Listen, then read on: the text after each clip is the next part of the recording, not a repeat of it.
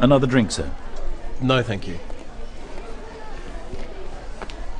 Excuse me, is anyone sitting here? No. Please, have a seat. That's better. My feet are killing me. Have you been here long? No, but I just flew in this morning and I haven't had a chance to sit down since then. Oh. Where have you come from? From Manila? Is this your first visit to Australia? No, I have been once before, but it was a long time ago. And have you been to Sydney before? No, it's an amazing city. Yes, it has its points. But you're lucky to live in Manila. It's a fascinating city. What about yourself? Do you live in Sydney? No, I live in Melbourne. I'm just here for the conference. I'm going to Melbourne later. What's the weather like there? Not too good in winter, but at the moment it should be okay. So, how's your hotel? It's good, very convenient. Just near the harbour. Have you seen the Opera House yet? Yes, we flew right over it. Excuse me, there's someone I must talk to. It's been very nice to meet you. I'm Walter, by the way. You too, I'm Sue. Perhaps we'll meet later. I hope so.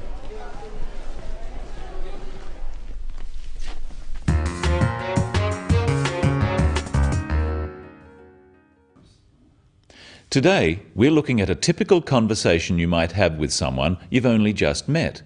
At a conference, for example. What sort of thing can you talk about? And what topics should be avoided? Let's look at how Walter and Sue get acquainted. Sue breaks the ice or starts the conversation. Excuse me, is anyone sitting here? No, please, have a seat.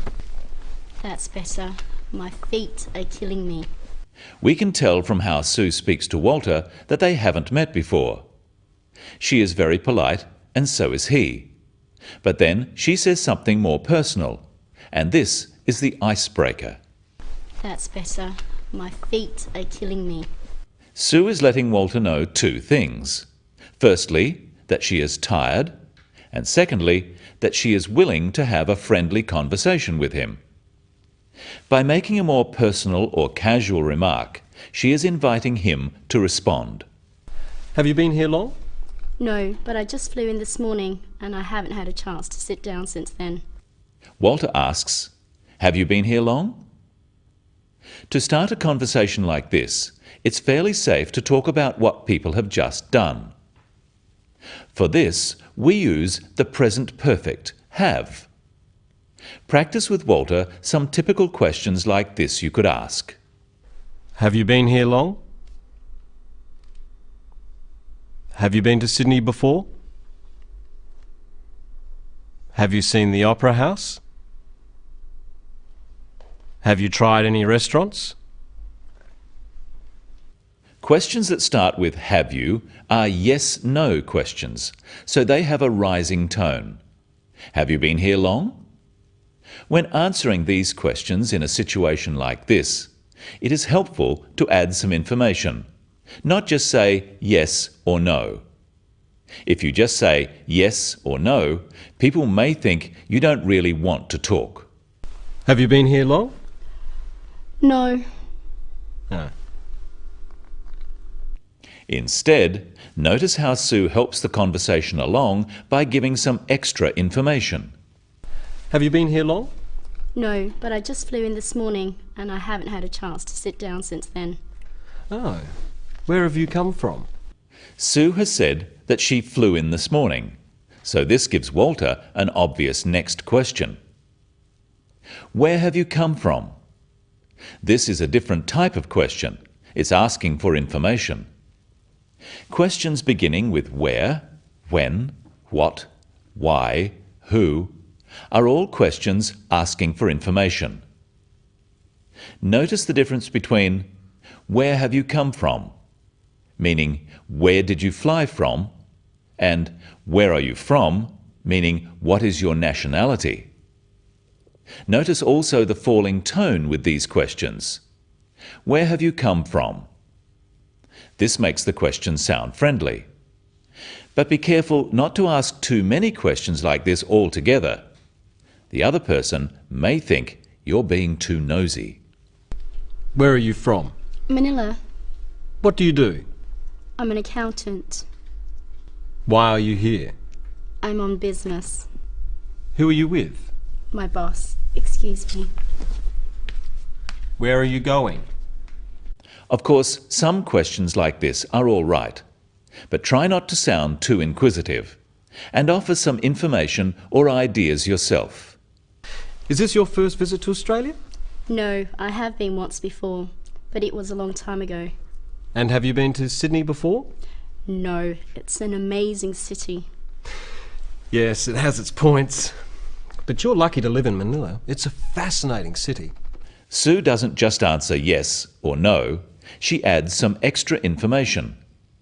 And Walter finds the opportunity to give his opinion and to compliment the place Sue comes from. Now it's Sue's turn to ask a question. What about yourself? Do you live in Sydney? No, I live in Melbourne. I'm just here for the conference. Sue wants to ask Walter about himself. This is showing interest. So she says, "What about yourself?" Practice some useful phrases to introduce a question. And what about yourself? And how about you? These phrases should be followed by a question. Practice again with the question to follow. And what about yourself? Do you live in Sydney? And how about you? Have you been here before? When meeting someone new on business, but in a social setting, there are a few safe topics. We can talk about travel and accommodation, basic questions about the other person, about the city you are in, interesting sights to see, and of course, the weather. I'm going to Melbourne later. What's the weather like there? Not too good in winter, but at the moment it should be okay. Finally, let's look at how Walter ends the conversation. He needs to make sure the other person doesn't think he is bored. Excuse me, there's someone I must talk to. It's been very nice to meet you. I'm Walter, by the way. You too. I'm Sue. Perhaps we'll meet later. I hope so. He gives a reason why he must go, then says, "It's been very nice to meet you." Practice some useful phrases for ending a conversation with Walter and Sue. Well, it's been very nice to meet you. Nice to meet you too. It's been good to meet you. You too. I have enjoyed talking to you. So have I. I hope we can meet again. So do I. Perhaps we'll meet again. I hope so.